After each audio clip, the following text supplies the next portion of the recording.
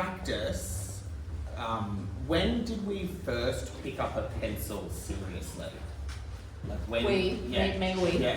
When was it crossed from hobby to something a little more considered a career? 2011. So relatively recently, really. Would you consider yourself late to contemporary art as a career? And what made you get there? What was the catalyst for the making? Whoa. It's a big question. We've got all afternoon.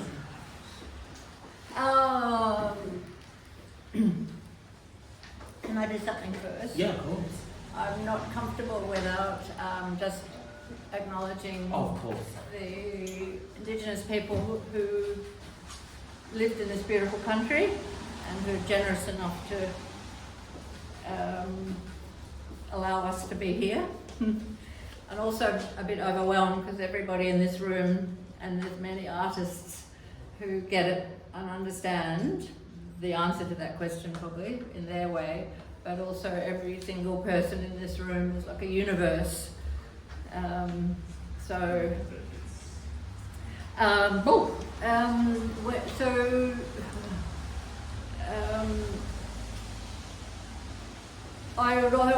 had always wanted to be an artist. It felt like the only place I felt normal, but then I had to try to make a living and I wasn't comfortable that might be an option. So tried to use creativity in commercial ways, and then when there's a degree of comfort and my child had her life sorted, I could go, you know what, I'm going to try and see if there is an artist here, home. Anyone home? Yeah. Are the lights on? Yeah. Just to divert from my usual line of questioning, because you touched on something that I think is very interesting, and there are a few artists and makers in the room. How has your experience been now with, you talked about the viability of art as like being able to sustain you financially, and that was a concern of yours as to why you waited, per se, to get in. How do you feel it is now as a viable way to make income? I don't know. Yeah. I think that seems to be the hot question. I could probably draw portraits of people's beautiful animals or themselves or their houses. I could repeat works that I know sell. That's not the artist I wanted to be. I wanted to explore the human condition more, and I wanted to fail, and yeah. So there are some artists who can make a living, I'm sure, and we know some, and it's fabulous. I also kind of sometimes like my work to be a little bit edgy. Maybe you may not think, but to me, sometimes they're a bit creepy. I like that. I don't work to sell. Yeah. I work to work. Yeah. Well, I guess that kind of talks back to Songstone as a body of work, because you haven't just played the hits per se. There's a lot of different work. There's a lot of different stories within the exhibition, within the mediums, within how you've treated the mediums. You weren't setting out to make what would be considered a tidy commercial body of work that we would sell to lots of clients and that would go into commercial spaces. You've made things that connect with people very personally and very specifically. How did this body of work start?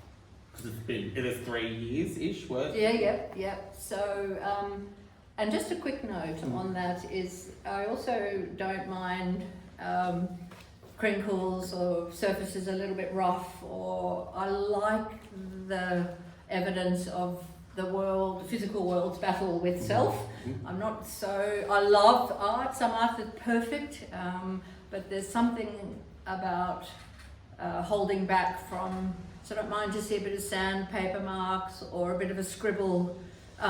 So it's an interesting one when you think of Jeff Koons or the beautifully executed, there's not one weld or seam or glaze mark out of place for me, just for me. There's a slight divorce for me in the connection. So I do love the fact that art, and again, just this little duck, there's some evidence of humanity of this state we're all in that I share. I like to share. I think with that too, I guess being within a world of contemporary art and design, some people don't understand that some artists don't actually make the object that they're showing. Like Jeff Koons, for example. Like and that's okay. Yeah, there's manufacturers and there's other people, whereas you are out there in the garden with an angle grinder grinding that piece of stone. I've seen it, it's very unsafe.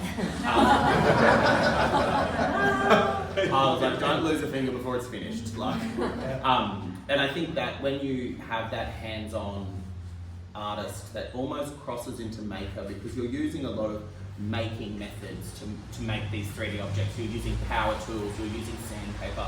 You can kind of embrace the accidental a lot easier. It's not a prefabricated idea. I'm managing physics. Yeah. That's in the sculpture, that's the sculptural process. I'm just the manager. Yeah.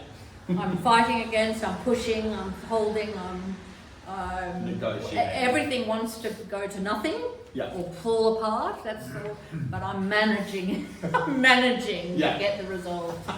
That's how I see it. It's a wonderful way to look at it. So back to Songstone. Yeah. So I've got a tiny. So when I did decide I wanted to be an artist, I had to find out how. I wanted to know how things work. How do artists get that look of charcoal and then the white line? How do you make paint? How do you get that look? How does a watercolour do? So I did a diploma, which is beautiful and technical, and some people who were in that diploma are here. Did you shut the door? Yeah, I don't know. I can hear the trams. Yeah, shut. So that was it. So I did that diploma, and then I went on to do a year at VCA. Oh, I had a couple of little exhibitions in that process. And I went on to then do a year at VCA to do a graduate certificate. Again, some beautiful friends I made there are here today. About visual art and the languages involved. Because when I wanted to be an artist, and I had spent time with the Moras at Tolano Gallery, art was one thing, but art changes, and that's what's the understanding, the experiment, the sort of social human face of art keeps changing, which is what, so I had to kind of learn what it was now. It's not the same as what it was then. And then I also love the pencil, and I went and I got into a master's degree in the UK. So they come out and look at your folio and deem you useful enough to take your money. So I got into that, and I went to England and did a Masters of Fine Art Drawing. And in that time, I amazingly was one of 8 best of the 6 universities at University of Arts London.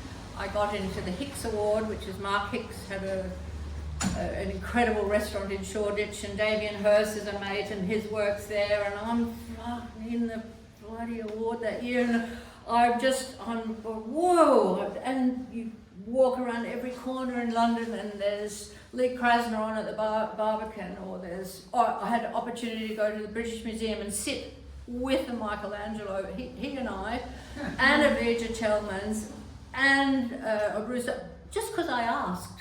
You're allowed. There's a room. And so there's this extraordinary, of Western culture, opportunity to dive deeper and deeper and deeper. And I learned what drawing is, and drawing is perceived in, and I'm getting to a point because I actually see sculpture as a type of drawing, but anyway, so it's seen in Europe and the UK very much as an incredibly authentic art form. It's not a thing you do on the way to something else. A line from the mind is the most authentic thing because it's the first time an imagined thing has come into the real world. So this is beautiful celebration of authenticity. It's not about perfection, it's not about that. It's the fact of you can't take a pencil mark away once you've done it. There's this beautiful authenticity of humanness again.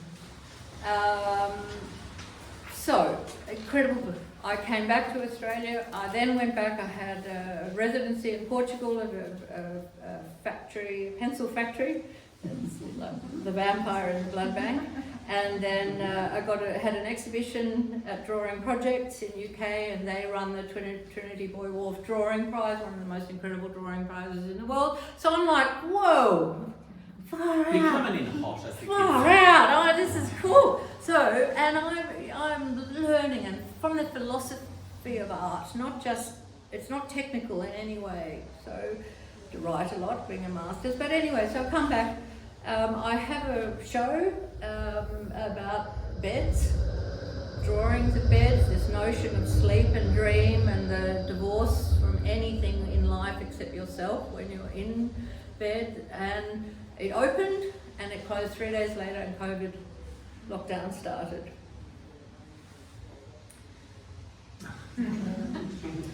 And that time of isolation, albeit with Pete, isolation from what I call home, being art. I mean, artist friends. People who are in art. There's a sense of understanding of whatever art is, and everyone's got their different version of it. But they're fully isolated, and I didn't realise how much I needed people, I think. And it was also a train wreck, as you know, with my daughter coming and that being a nightmare, and the grandchildren freaked, and my mother dying. It was just. So I started counting my breath to try to stay sane, and I thought, how can I hold those? How can I talk to them, get myself out of my body? I could breathe them into balloons. I could make them solid. I could make the balloon solid. I'll put plaster in them. So, and I'm going to show you the piece that started all this. And I've explained this to George, whose beautiful words are up there, and I did think I would bring this piece in, this tiny little plaster pile, and I'll just get them all out, and they all balance, and then suddenly I felt like I had something outside my body I could talk to that wasn't the sort of agony of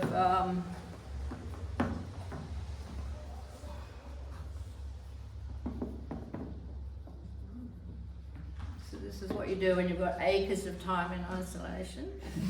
I just ate. Hate? I just ate. I think I ate too. I don't know.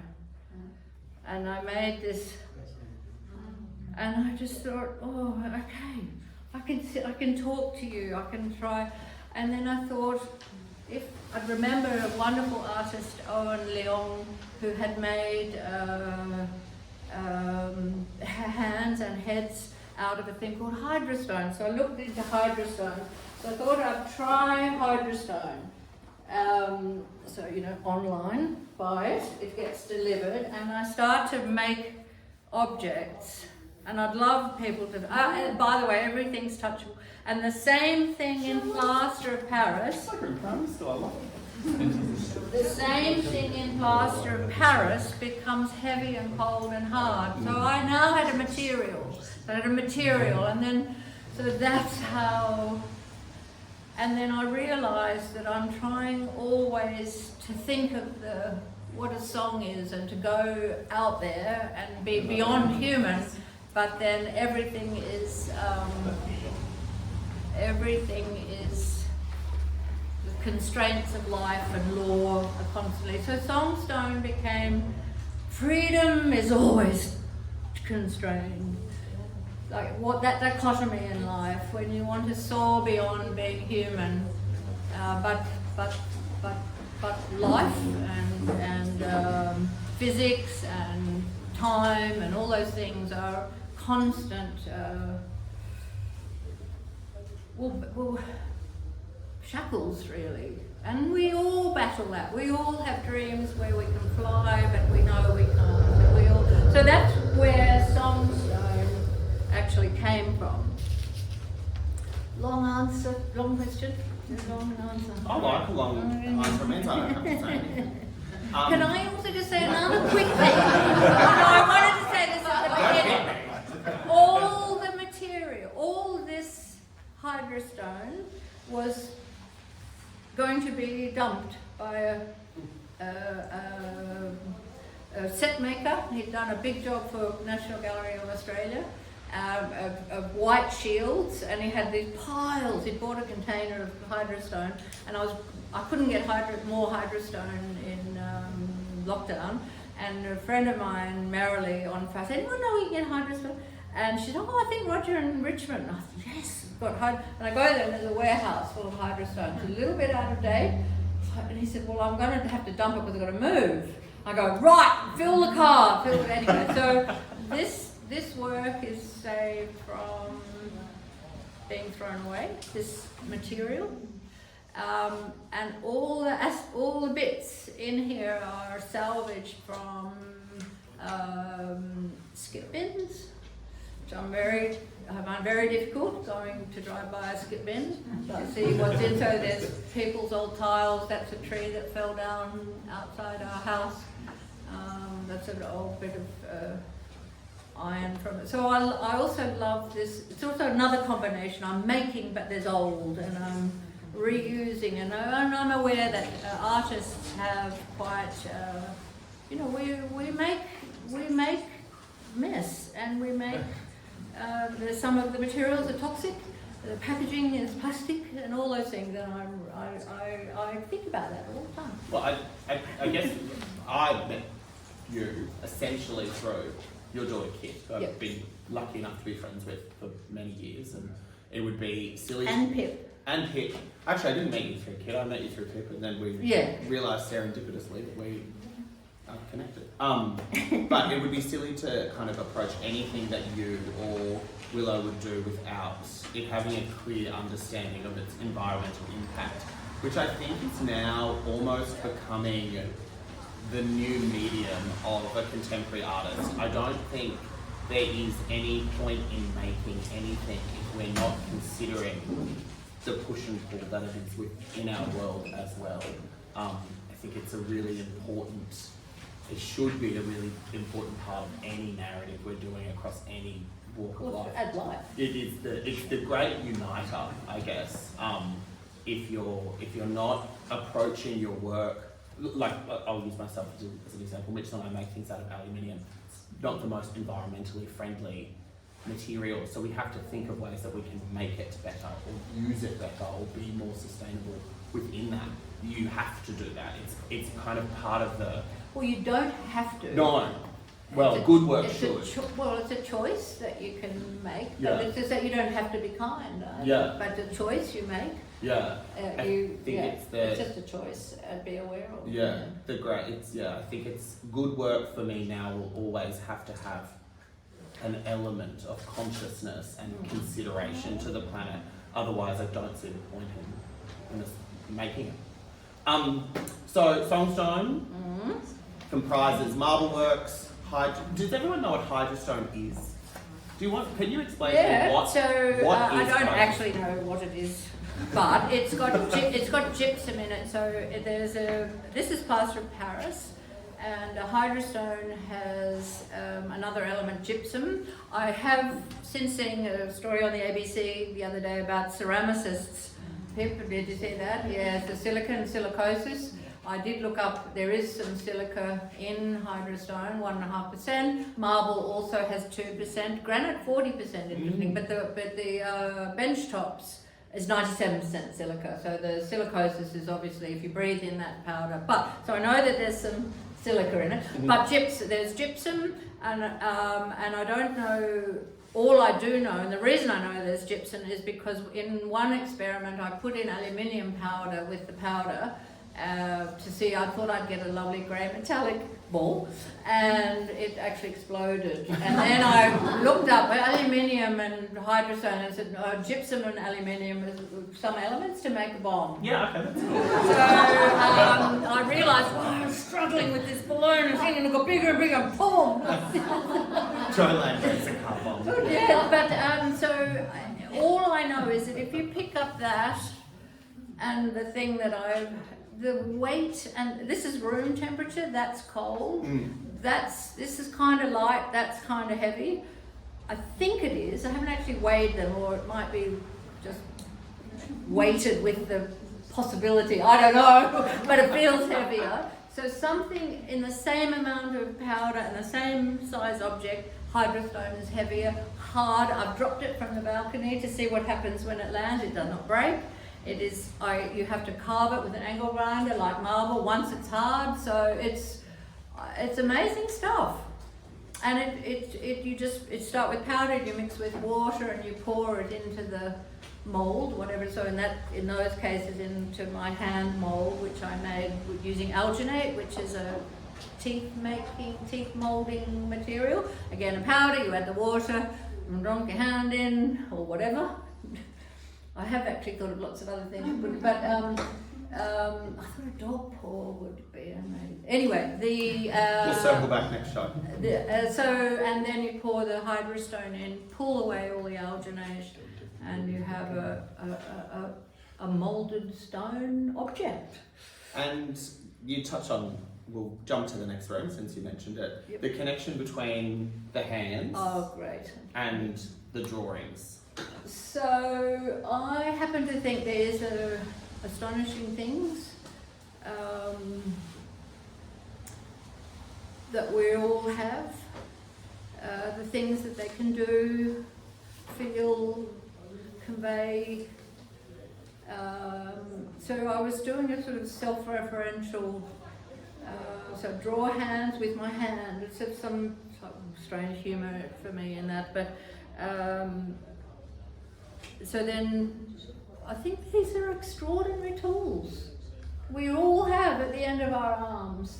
They do amazing, amazing things. It's also fun how you use them as tools, like dropping balls from the balcony, grinding things. You really are like 1 degree away from the making process with your hands. So you can feel a lot of respect in the work for it, not as an appendage but as a tool that almost feels, at least when I saw the work, particularly when I saw it installed, it didn't feel like you were celebrating your hands as your hands, but celebrating them as like almost like separate beings to yourself that make, and you allow to make, and then you finish with.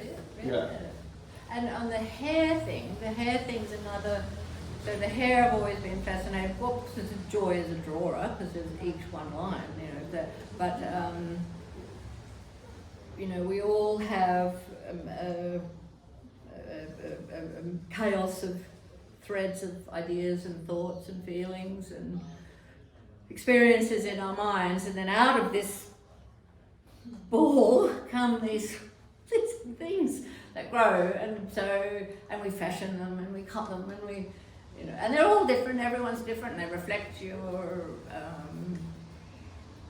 mood and your race, there's terrible things been done in the name of hair and socially, and so I find hair quite, you find a hair on the ground and there's ugh, but a hair on a person, oh, it's lovely. There's no difference. So there's this lovely weirdness about it. So I've always loved hair too. Yeah. It was funny to have had people come through the exhibition and react to the hair. The real hair? Yeah, the drawing hair? The real hair. And they kind of were somewhat repulsed by it. I'm like, well, it's a wig, and you definitely have had hair extensions at one point. It is human hair. Yeah, you've had hair extensions at one point in your life. I think it's interesting how quickly it can, people, because it's human hair, thus they're like, oh, that's creepy. I'm like, I love that. Creepy, yeah. It's been very interesting watching people be like, oh, I'd love this, but my husband will hate that it's human hair. I'm like, his food's probably full of it. I think it's a real, yeah, and I don't have any hair. Mine all fell out very young. But I love wigs. You can't keep me away from a wig. You can't keep me away. A mop head when I was a child. Name something, I've got it on my head. A t-shirt if it was all I could get my hands on. So I find it to be more tactile. Like I can't help it, like Which is pat it, tactile, and yeah, it's a very divisive medium to work in hair.